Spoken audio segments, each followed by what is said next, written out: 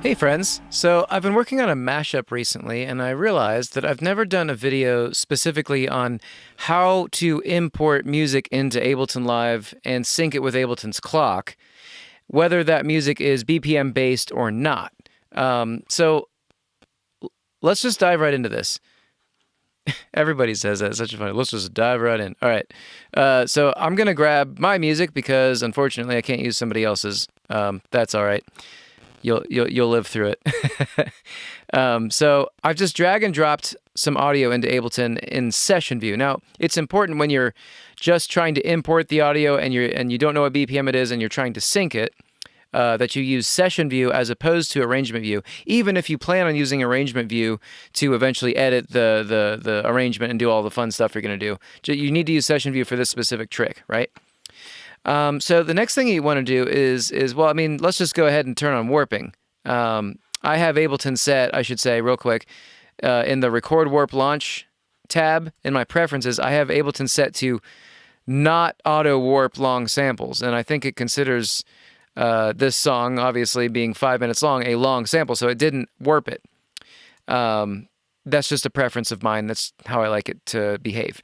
So the first thing I need to do. Here's where we begin the method. I dropped the audio into Ableton, okay? And then I want to take this little playhead and I want to figure out what section of the song do I actually want to use. So I'm going to go ahead and say this seems like a pretty clear section. Let's listen.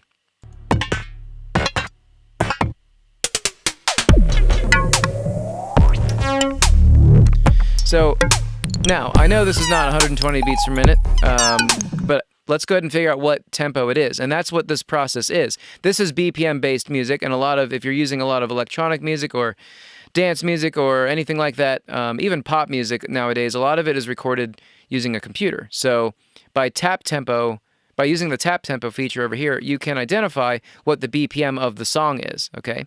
And this is the first step in syncing with Ableton. So I'm going to play the audio, and I'm going to tap tempo as the audio plays, right?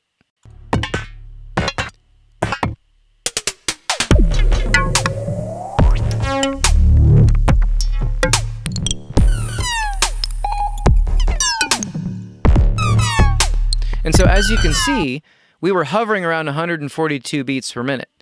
If I use the tap tempo, it's going to work out the tempo to the 100th, okay? So in order to get whole numbers, you can either click on this and type in 142, or I can just click and drag it to 142, okay? So now, another thing I can do is I can hit, when I turn on the warping button, what's going to happen is it's going to now adopt this new BPM to this song, okay? But this is not where I want the downbeat to be. The downbeat actually is right here. So what I can do is I can right-click on this. Notice that if I hover over any of these little gray points, a little warp marker comes up. Well, what that is Ableton identifying what's known as transients. Transients are spikes in the audio. And what I can do is I can hover over this area. This is the downbeat I want. If I right-click on it, you get this big set of options, right? One of them is set 1.1.1 here, okay?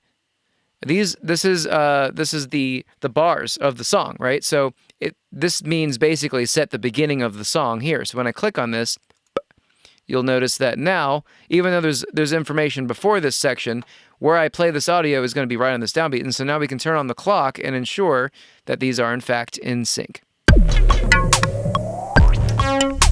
Boom.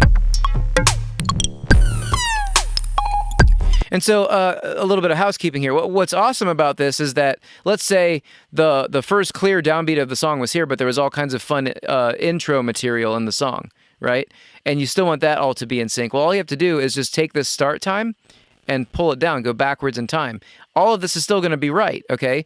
If, in fact, the entire song remains at 142 beats per minute, I should be able to, any of these grid markers here, see all these little grid markers here? Any of these should be right and synced. So let's just test that theory. Let's move over here to this kind of wind down section. Yep, exactly right. Let's go ahead and move it to the end.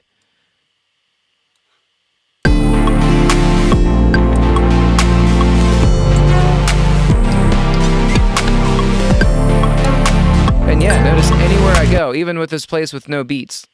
How about right here?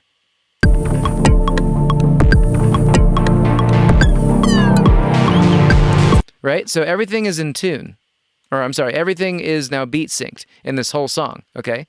So now that that's done, let's go ahead and do a second one. I'll do it a little bit faster, and this one's going to present a little bit more of a challenge, and I'll show you why. So now I'm going to find the song, drag it, drop it into Ableton, okay? Now, again, what I can do, what's really fun about this is, let's say there's a different section of this song that I want to do. I can go ahead and move this playhead around. Another thing that I can do is I can actually turn on warping right away, even though I don't know what the BPM is, just to get these little warp markers to show up, right? I just want them to show up so that I can go in here and find the downbeat that I want and make it 1-1-1. So, right, so if I right-click on here, set 1.1.1 here, watch. So now it's that, but now I can turn off warping, okay? And now the playhead is right there on that downbeat. And that's nice, and I'll show you why, okay? So the next thing I'm going to do, part of my method, is I'm going to play the song, and then I'm going to try to tap tempo in and figure out what the tempo is, right?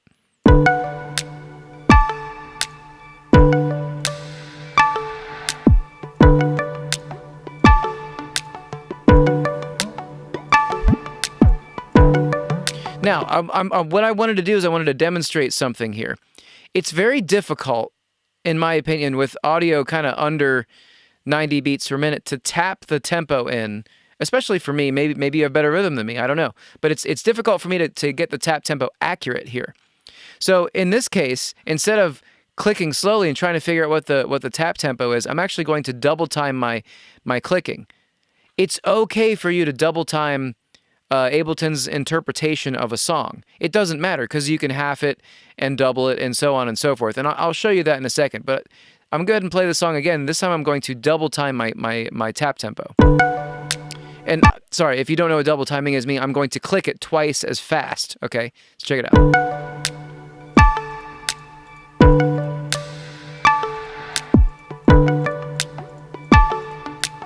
Looks like 167 is our winner, right? So just so you understand, it is a lot easier to click quickly and click steadily. That's basically what I'm trying to say. If you click slowly and try to click steadily, drummers will tell you that some of the hardest things to do are to play extremely slow beats to a click track. It's just difficult to get that phrasing right. So double clicking faster makes it easier, and you have more. Another thing is you're putting in more data. You're helping the computer parse out the BPM of the song a little bit easier, right? So I've chose 167, and this is the section that I want. And since I've already got this kind of set, the downbeat set, if I just hit warp, it's going to be exactly on there. The difference, however, is that obviously this is wrong, because the song was set to 142, the segment BPM stuck there. So what I need to do is write 167 in the segment BPM and watch this grid. Boom. Perfect. Everything is exactly synced. So now I have these two different songs that are worked out with Ableton's clock. I'm going to go ahead and launch this song, even though this is 142 beats per minute here. It should still play with Ableton's clock being 167. It'll just sound fast. Right? It still works, and I can slow it down.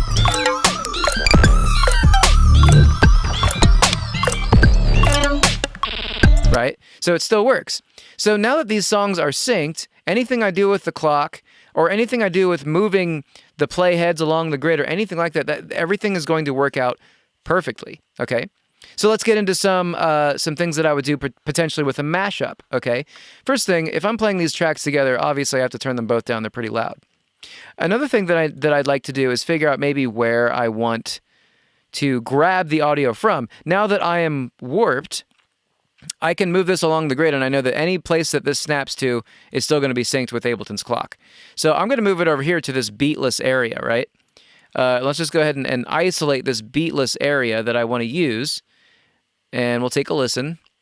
I'm going to move this back to 167 for now. Okay. And I'm going to turn this off. Let's go ahead and play this.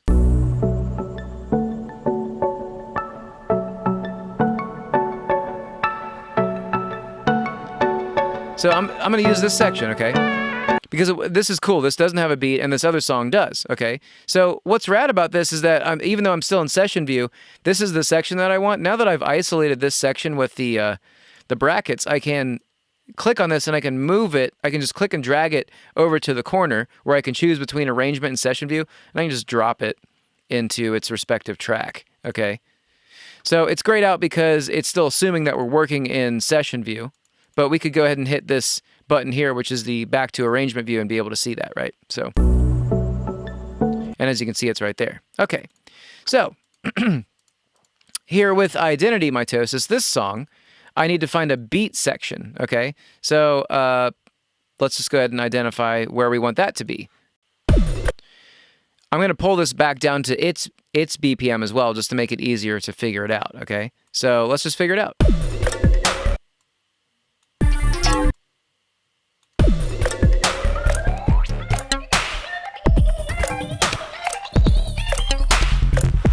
So this is a pretty good section of this song where, yet again, we have a lot of beat action, but we don't have a lot of note action, okay? So this is a great combination to try to mash up with the other song, right? So let's just choose the section that we want. It's just this little section right here, right?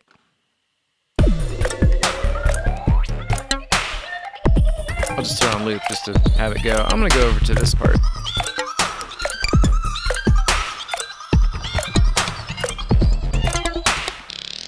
All right, so now I'm going to grab this song, and I'm going to drag it over to the arrangement view, okay? So now the next thing that I need to do is I can't just play these songs on top of each other, even though they're beat synced. First of all, this song is a lot faster, okay? This song is a lot slower. If I play them at 142, this song's audio is going to sound strange and out of place, okay? The next thing that I have to be concerned with is the fact that both of these songs are in different keys, okay? This song happens to be, well, let's figure out what this is the way that I would figure it out, okay? I'm going to add a MIDI track, I'm going to grab an electric, and I'm going to play the song, and I'm just going to figure out what key it's in. Let's go ahead and listen. And I'll turn this up to its original tempo, okay? And the way that I'm going to identify the key is I'm going to play this keyboard with it, and once I figure out what the key is, then I know what the key is, right? So I'm listening to this.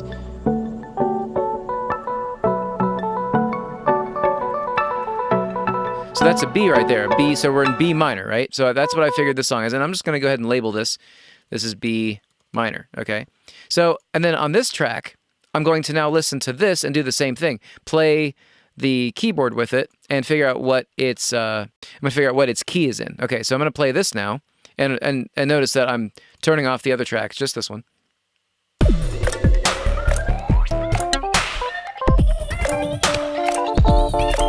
So that one is in D minor. Okay, so now that I've figured out what their keys are, this is B minor, this is D minor. This is, in my opinion, a pretty compatible situation. We have tracks that are not that far apart from each other, okay? Some other tracks might be more difficult to do this with. What I can do is I can just go in here and I can say, all right, so if this is B minor, that is 3 steps away from D minor. It's very close. So if I go to the transpose and I click it up 1 step, then now we're up to C minor, right? So now I can rename this and say, okay, this is now C minor, all right? Now, this track is in D minor right now, but if I crank it down 2 steps, 1, 2, then what does it become? It becomes C minor again. So now we have 2 songs in C minor. So now let's just see, let's see what we got. Another thing that I have to consider is that this song, Identity Mitosis, is 142 beats per minute. This song, Euclidia, is actually 167 beats per minute. So what do I need to do? I'm going to kind of split the difference. 152. Let's just try that, okay? So now that I've got all these tracks ready to roll with the proper BPM set and the pitches changed, let's go ahead and listen to them together.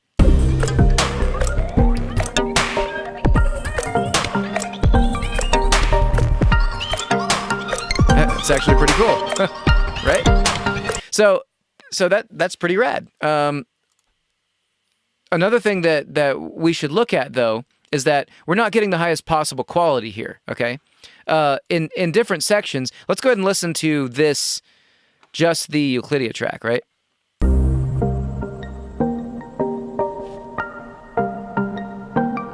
I don't know know if you can hear that, but there's some garbly, gookily kind of sounds in there that are being played, and the reason is because of over here. There's when audio is being stretched or manipulated in order to fit into different keys or different speeds, which is essentially it's all different speeds.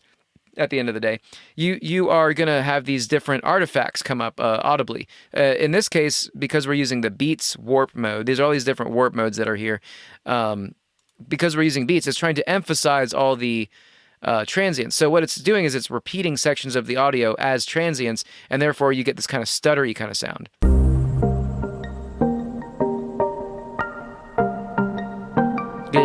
Right? So a failsafe method when you're using audio material that's very full, like a full track, is to go down to complex mode, because what it does is it tries to take into account not only the transients, but also the long notes, okay? This might not be what you always want, especially if there's a beat section here. So in this section, I have chose complex. Now for this one, beats might be actually best, because what I want is I want the snappiest beats possible, because this is a beat oriented part, right? So let's listen to this.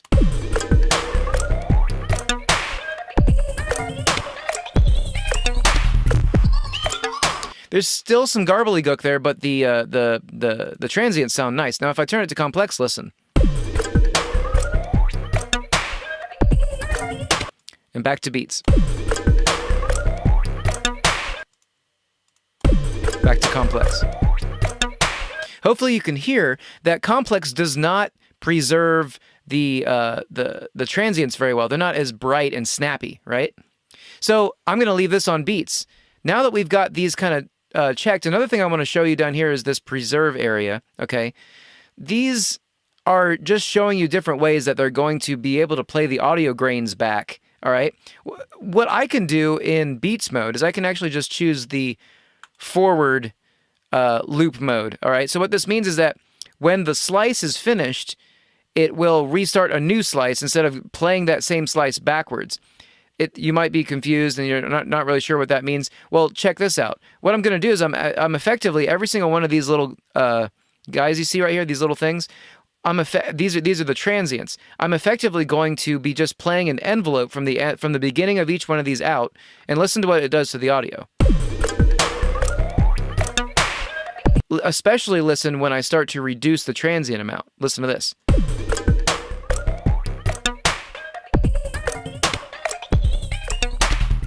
So I'm really isolating just that beat. There's some bass line in there too, but if I pull this down a little bit, what's nice about that is I can get a lot of those snappy transients without the sustain of the song to kind of go over this other song that has a lot of sustain, right? So let's listen to this together.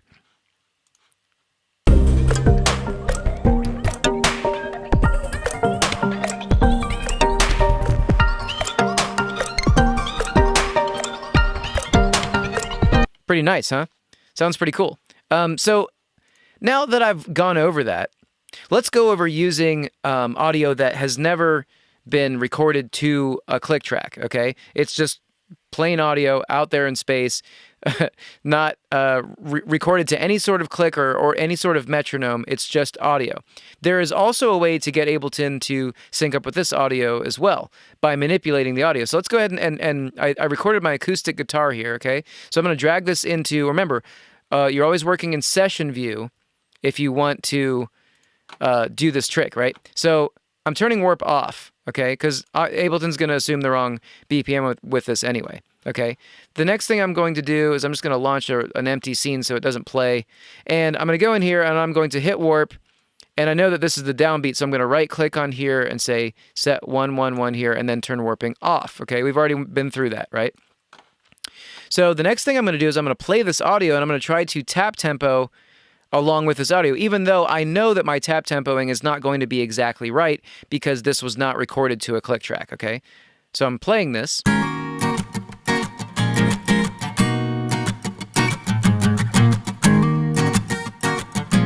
So it looks like we're hovering around 90 beats per minute, okay? I know I'm fast with that. I've been doing this forever. It's the only reason why. Just a little bit of practice, you can get this really quick too. I've now set that to 90 as a whole number, okay? which in this case, I really don't have to. I don't have to do that because this song is not going to sync perfectly to any BPM. It's just a random guitar riff, right? But I put it on 90 just because, I don't know, I'm just OCD like that. So I'm turning on warp, okay? Now, the segment BPM is obviously going to be wrong. It's 142.83. That's definitely not right. We're going to put that on 90 because that is our assumed BPM, even though, again, this is not exactly 90, okay? So now that I've made it 90, I can go in here and I can now account for some of these, playing errors. You could think of them as playing errors, but just the nature of playing with no click. And, wow, wow, that is amazing. I remarkably stayed very close to 90 there. That's crazy. Anyway, so what I can do is I can go in here and I can now start dragging the audio transients to fit the clock, okay? I'm actually going to physically force this audio to fit to fix to this 90 beats per minute, okay? So if I double click, actually, let's just go ahead and listen to this, okay? While we're following along. So you can see that, boom, that's a big note right there. Those are nice big indicators of downbeats. You can see them here and here. So obviously this is going to be beat 3. What I can do is if I hover over this transient, again, these warp markers will show up, double click, drag it back. Now it's exactly on beat 3. And what that does is it also helps some of these other warp markers get to where they're supposed to go, okay? But you can see 2 is still way off there. So I can double click on that, drag it back, okay?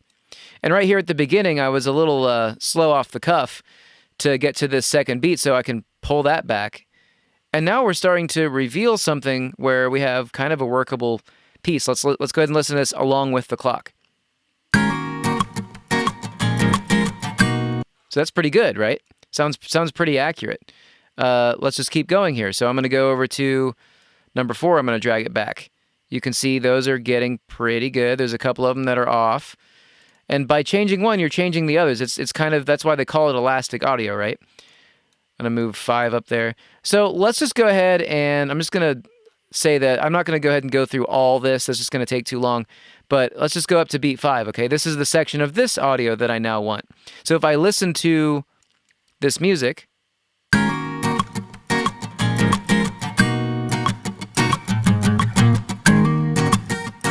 sounds pretty good, right?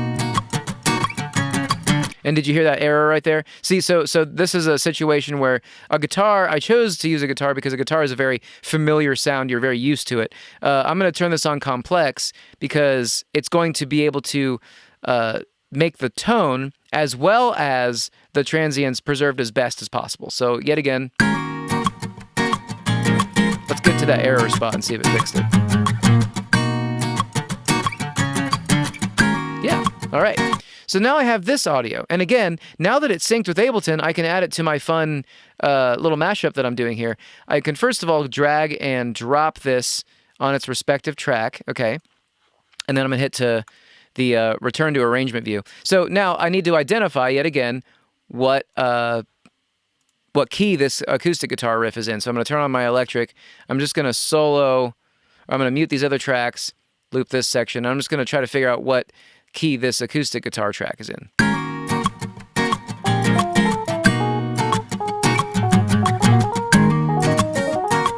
So I've just found out that is B flat minor, right? So B flat minor. Yet again, look how close we are to these other tracks.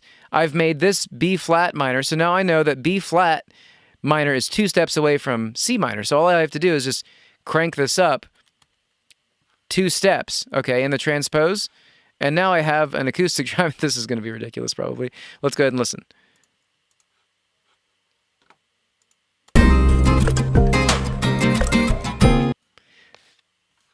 Now, this is ridiculous because what we had before was what? We had a situation where we were at 152 beats per minute, okay? So the guitar is very far away. While it's not very far away in pitch, it's very far away in tempo, okay? But miraculously, the way that Ableton works, this is still going to work, okay? Because it's just going to take these warp markers and consistently stretch the audio. Let's go ahead and listen now.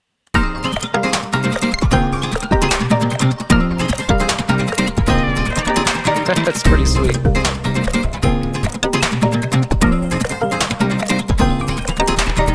But let's say you're like, that sounds manic, bro. And it does. What we can also do is we can say, all right, well, this acoustic guitar needs to be half as fast as it is. And so the way that you do that is you are going to double its original tempo, because then Ableton is what? It's going to assume that it is half as fast, okay? That might be confusing. Just know that, I guess, it's suffice to say that if you click on the right-hand one, it'll make the audio twice as long. So it is now half the speed that it was before. And if you go the other way, it'll go faster. So slower, faster, right?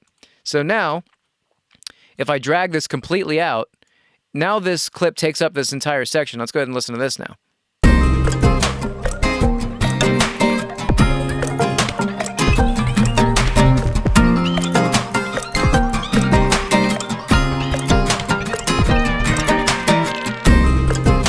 Right? So now we have these three, I mean, this was hastily made and ridiculous, but we're basically creating a mashup, okay? So if you're interested in hearing those tracks not represented in this ridiculous way, you can check out the link up here. I really enjoyed making this video. I hope you enjoy making mashups, everybody, and syncing your audio to Ableton. Thanks for watching. Like, comment, subscribe, hit the bell if you want. Much love. Talk to you next time. Thanks.